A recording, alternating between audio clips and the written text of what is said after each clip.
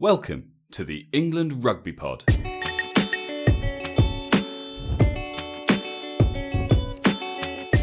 Thanks for downloading episode 9. Today we're taking a closer look at Elliot Daly, the man with the monster boot and the only back to ever be sent off at Twickenham. You're listening to the England Rugby Pod, the rugby podcast that believes England will win the World Cup in 2019. Right, hi guys, welcome back to the pod. We're at episode 9 already, which is great. As always, I am joined by Dan, and this time he's here with us from sunny Cyprus. Hi Dan. Hello mate, how are we doing? Yeah, I've actually laid off starting on my first beer of the day yet. Thought we'd have a chat first before I crack open my beer, but no, nice weather out here, nice pools, nice hotel, so I'm feeling pretty relaxed. Good. Dedication to the pod and our listeners, and probably a good idea to hold off the beers because I know what you get like after one. Yeah, fair point, but I will probably take that under advisement and ignore it completely. Fair enough. Dan's actually so next week we're doing Dan Cole. Dan's hosting the Dan Cole episode, and he'll be doing that from Los Angeles. So, Dan, are you some kind of international man of mystery? I think you've just caught me on the 2 weeks a year where I'm going to be away, whereas the rest of the time I'll probably be in Blighty. But no, I've got a fun few weeks ahead of me for sure. Fair enough. Okay, well, look, before we get started, I just want to say a few things. So thank you, first of all, everyone, for downloading our episodes. 617 downloads so far in April, which is awesome. So thanks for listening to us. And thanks for leaving us your reviews and ratings. C007PS said, new pod on the block. Great to hear a new rugby podcast that has a more stripped-back, fan-based feel, tackling England's perfect year, player bios, general setup, and upcoming summer regime. Hope it continues to go from strength to strength. 5 stars. Thank you. Voldemort. Lovely. Yeah. Voldemort said, great new pod. Really like this podcast. Some points I agree with, some I don't, but always entertaining. 5 stars. Thank you very much. And Mark Dunn 1 said, something different, but great podcast with a difference. 2 mates, not ex-pros, giving their opinions and giving a voice to the feelings of most English rugby fans. Great listen, 5 stars. So thanks to all of you for those, and please keep them coming. Also, you can get in touch with us on Facebook and Twitter at England Rugby Pod to ask us your questions, or you can go to the website www.englandrugbypod.com for more news. Finally, before we get cracking, I just wanted to draw your attention to a recent development on Facebook and Twitter. We posed a number of questions to Warren Gatland regarding the tour this summer, and we've had a response to 3 of them. So you can check out those videos at England Rugby Pod on Twitter, and they're also on Facebook. But one very interesting one was his response to the question, who's your prediction for the 2017 Lions Player of the Tournament? And he went with James Haskell's best mate and our very own Owen Farrell. Now, this is interesting for 2 reasons. One, it sounds like Owen is all but guaranteed a starting test spot. But also, and you can see for yourselves on the video, he references Owen as fly half. So could that mean he's going as first choice 10 over Johnny Sexton? You're right. That is interesting. I mean, of course, we're second guessing sort of Warren Gatland here to a huge extent. But yeah, like you said, when he referenced him as a 10, I found that interesting because in my mind, I think I had Sexton at 10, him at 12 as for starting. But maybe the thinking amongst the coaches is different. If it is a shootout between Sexton and Farrell at 10, I personally go Farrell. And maybe that's where his head is at, or maybe he's just voicing some ideas in his head. I mean, we don't know, but it was like you say, it just makes it a bit more intriguing because perhaps we don't know what we thought the lineup would be. Perhaps it'll be very different to what we were expecting. Yeah, it is interesting. It's definitely kind of thrown a bit of a spanner in the works, certainly as far as how I was envisaging the setup going. I thought he'd taken Farrell as a 12. I had heard that he thinks Farrell's best position is 10, so it doesn't surprise me a huge amount. But yeah, it'll be very interesting to see what happens. But I just think, responding to that question, saying that he is predicting Farrell to be player of the tournament, you would think that in his head, at least right now, he is envisaging Farrell as a test starter. And if he thinks he's a 10, you put two and two together. So it'll be really interesting to see how that pans out. But obviously also great for us to get that exposure. So go and check it out, guys. Yeah, definitely. Right, okay, so let's crack on with today's episode. We are looking at Elliot Fitzgerald Daly. He is a centre, fullback and wing. Some people might think that gives us great flexibility. I personally think it's greedy. He's it is a bit greedy, actually. I haven't thought about that. He's the current golden boy of England rugby, I'd say. He's had a fairly meteoric rise over the last year or so, but yeah, he will look to cover where possible. I mean, obviously it's predominantly wing for England. Is he our potential future fullback? That's what I'll be interested to know. Yeah, well, it'll be really interesting because obviously there's him, there's Anthony Watson, and of course, there's our current England fullback. So it'll be interesting to see, what happens and where he goes. He's clearly got a lot of flexibility. So watch this space. As Dan's mentioned, England and Wasps he is as well. And of course, as of 2 weeks ago, a British and Irish Lion. He is the man who can kick a ball into a bin from 50 metres. More on that later. Born on the 8th of October 1992 to mum Caroline, dad Martin. He's got a brother Miles. He lives with his girlfriend Michelle, and they have a black pug called Winston, which just sounds awesome. I want a black pug called Winston. That's what a black pug should be called. I'm not sure you're thinking behind that, but yeah, black pug called Winston sounds quite cute. But yeah, I think that's your agenda, and I'll let you keep that to yourself. Excellent. He is 94 kilos, which is about 14 stone 11, 14 stone 12, or 15 stone-ish. He's 6 foot. He has 13 caps for England, 3 tries, 2 penalties. For Wasps, he has 106 caps, 19 tries, and 30 penalties.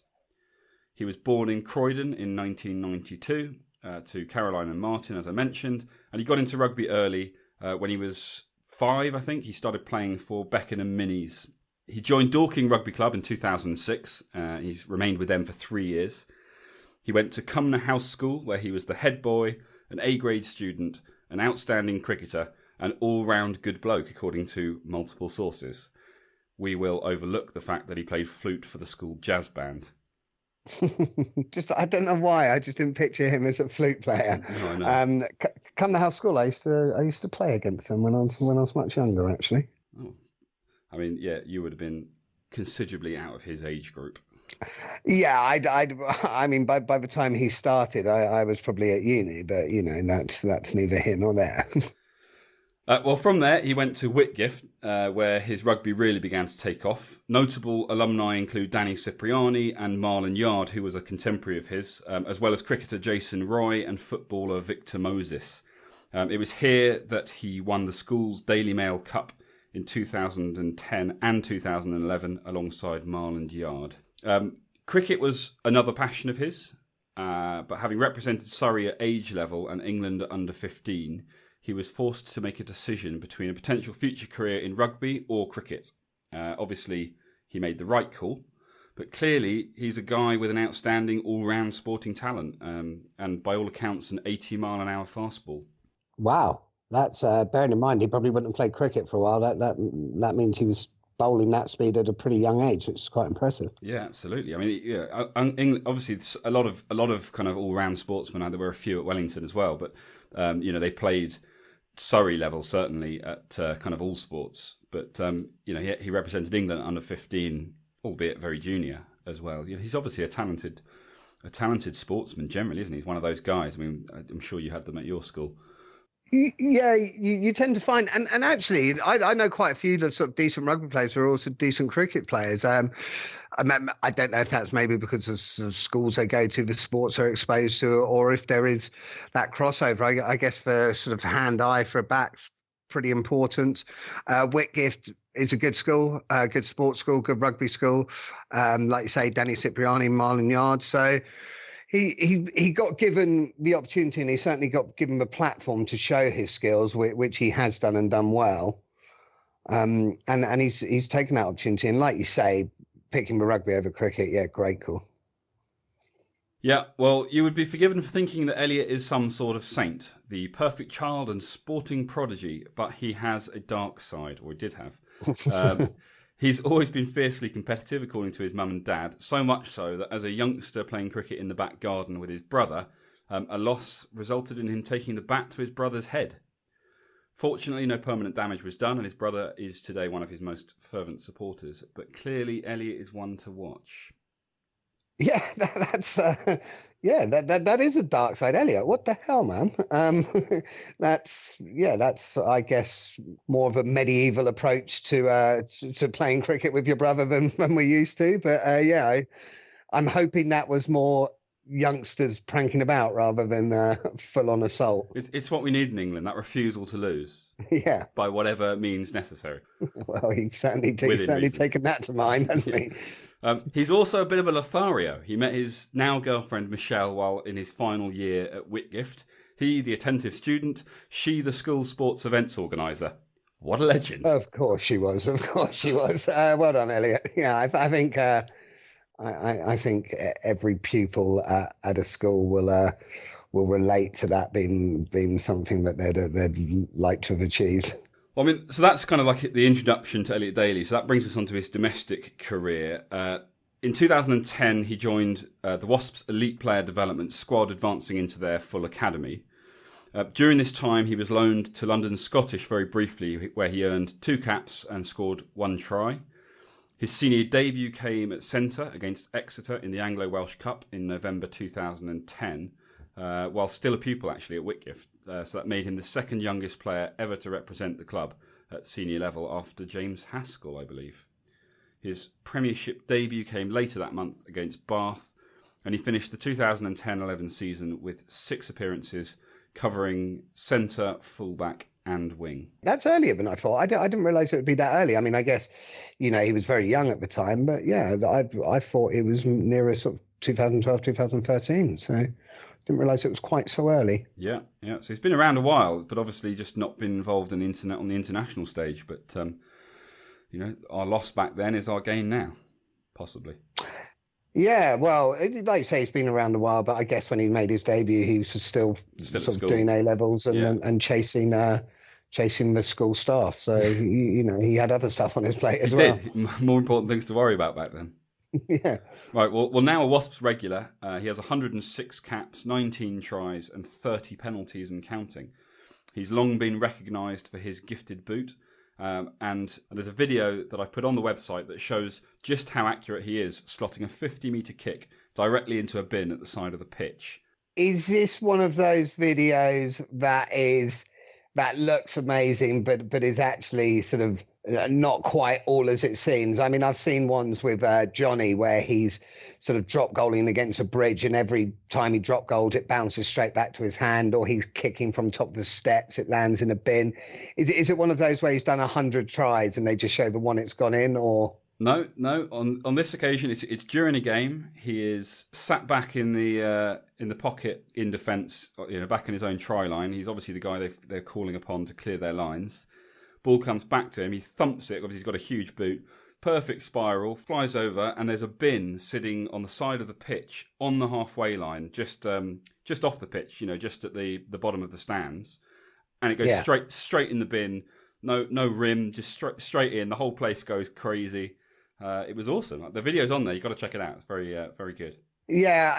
No. That sounds perfect, and we'll give him a benefit of the doubt and say he meant to do that as well. Of course, he didn't want there to be any risk of them getting a quick line out, so he just chucked it in the bin. Well, that's one way to do it. Yeah, good for you, Elliot.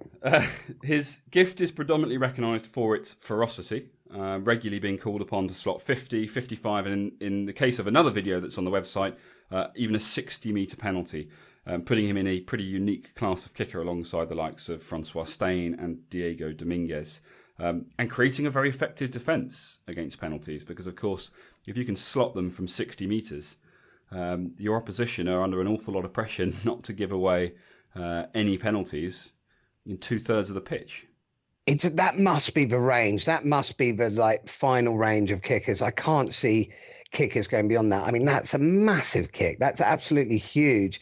And yeah, like you say, it is a strong defensive tool because they know not to give away the penalties there. Because although from that range, you're not probably going to have a kick percentage of the sort of 80-90% that the top kickers have. You're still, there's still a potential 3 points there. So like you say, it's a really strong defensive tool, and just to have that boot is such a powerful weapon to have in the team. Absolutely, and of course, we've already seen the benefits of it for England. I think certainly one of them he was called upon for because it was a distance kick, and the other one I can't remember if it was because Farrell went off or if it was the same again. But he's got 2 penalties for England anyway.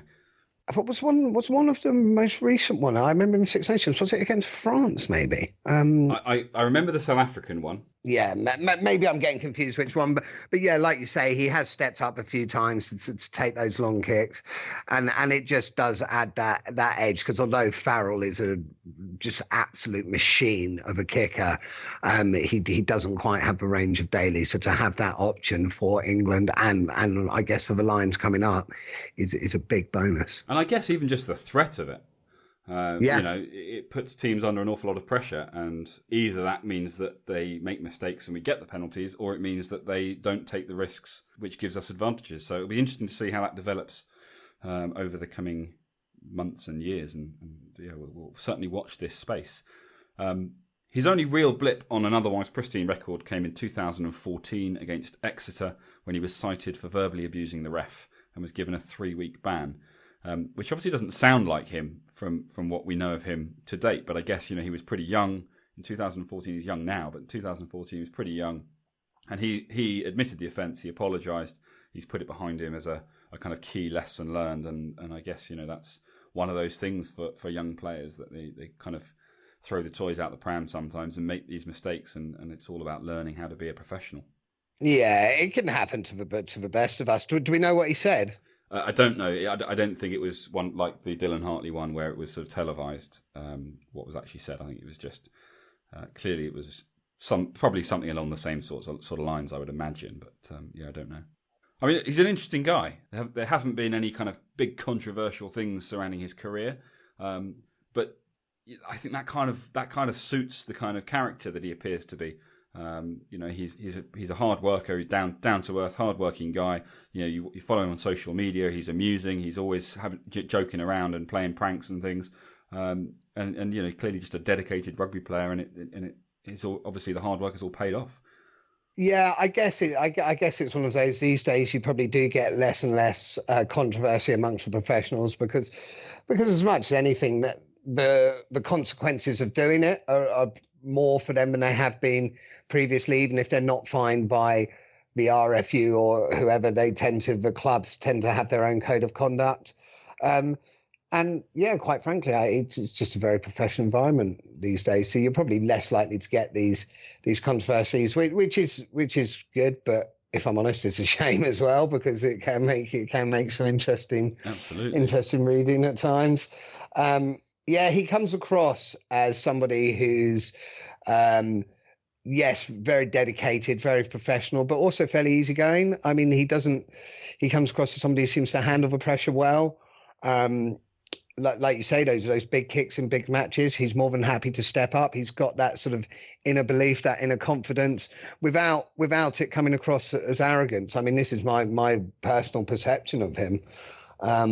So, I mean, I really like Elliot Daly. I think he's a brilliant player, comes across as a good guy, and I think he's a huge asset to the England team. And I think he's really become an integral part of the team, whereas before I was struggling to see, as he was just breaking on the scene, I was perhaps struggling to see where he would fit in, because I know at the time JJ was playing brilliantly in the centres and I couldn't see him replacing him.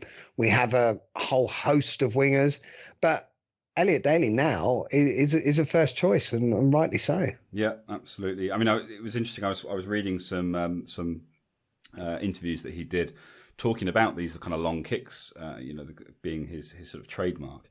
And he was saying that, in training, he doesn't practice them.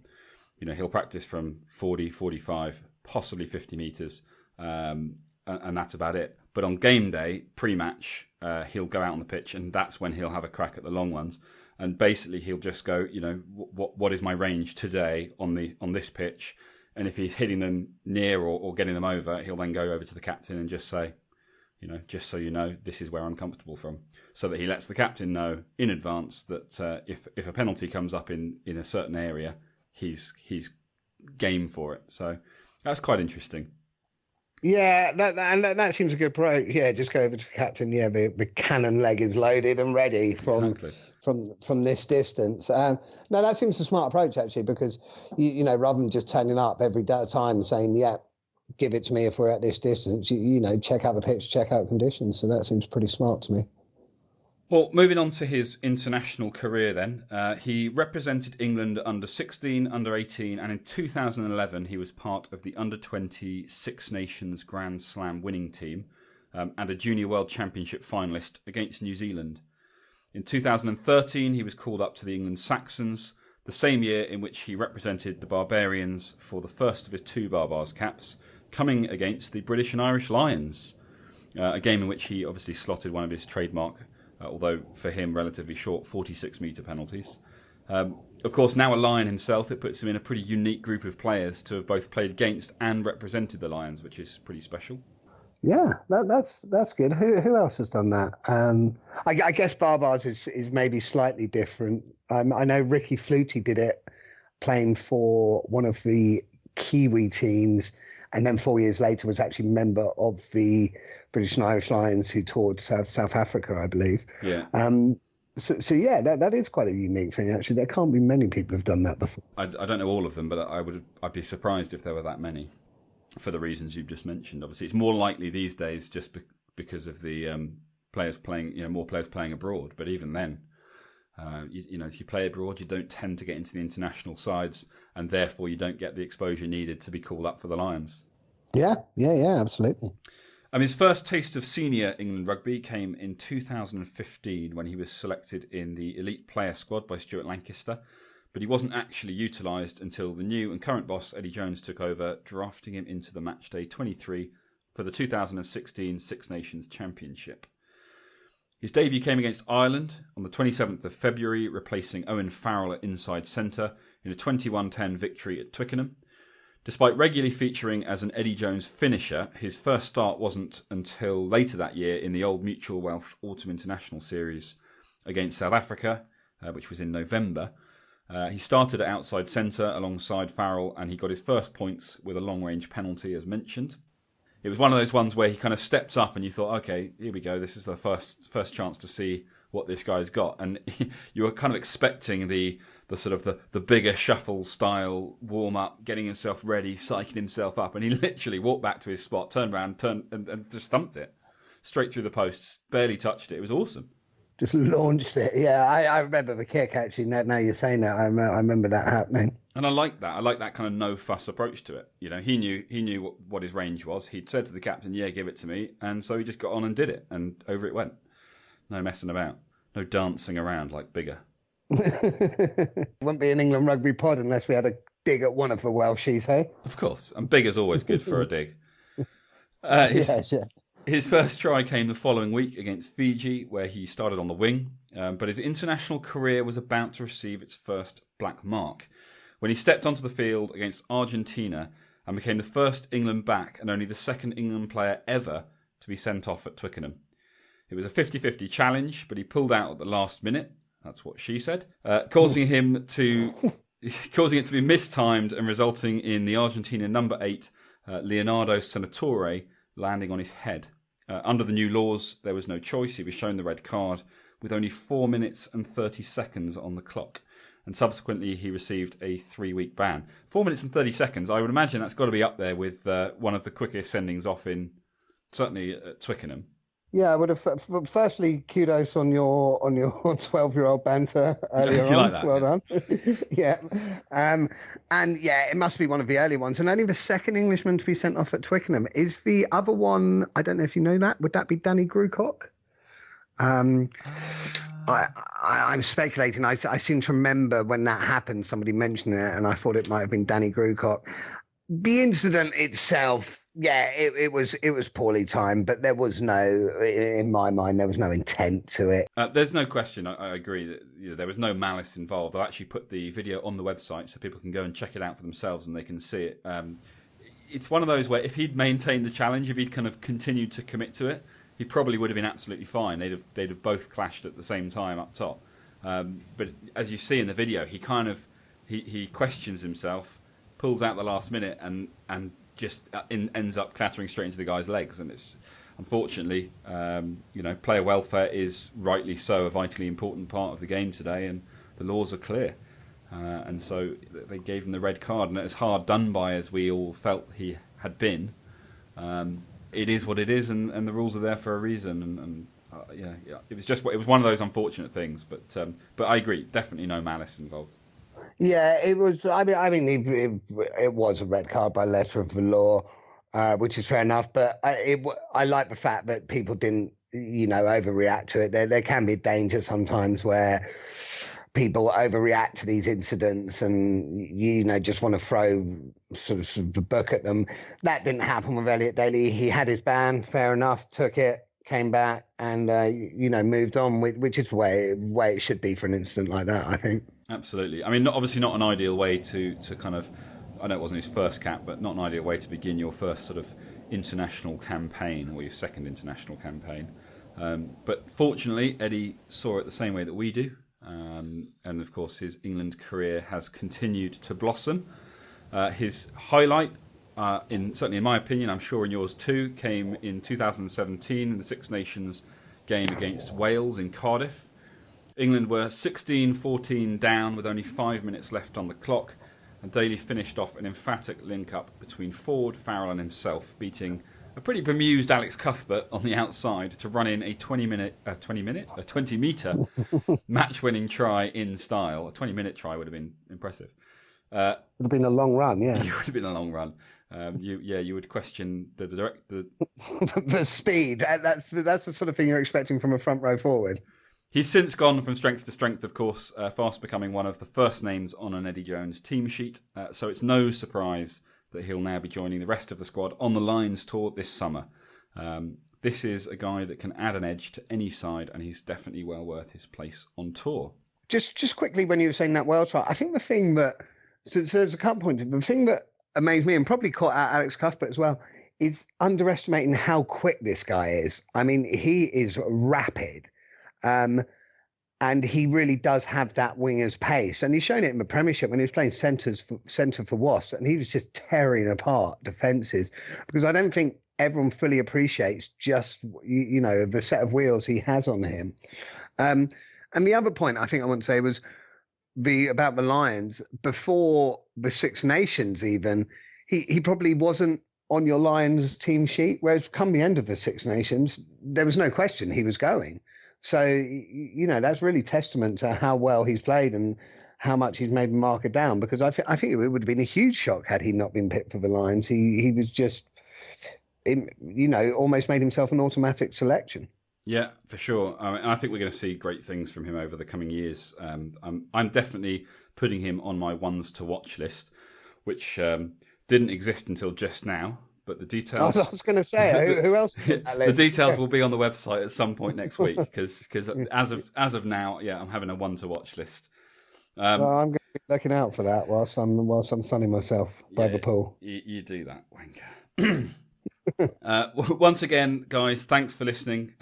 Please keep posting your reviews, comments, and questions. Follow us on social media at England Rugby Pod. Yeah, thanks very much for listening, guys. And as we say, next week I will be coming to you live from LA, where we'll be talking about Dan Cole, doing the player profile there, and just a little teaser about the man Dan Cole. When asked whether he would prefer to have been a wing, he said they have too much fun in the front row. Why would he swap that for fame, fortune, and good luck? So a little insight into the man we'll be discussing next week. I'm intrigued. Looking forward to it. Brilliant. Thanks a lot, guys. Take care.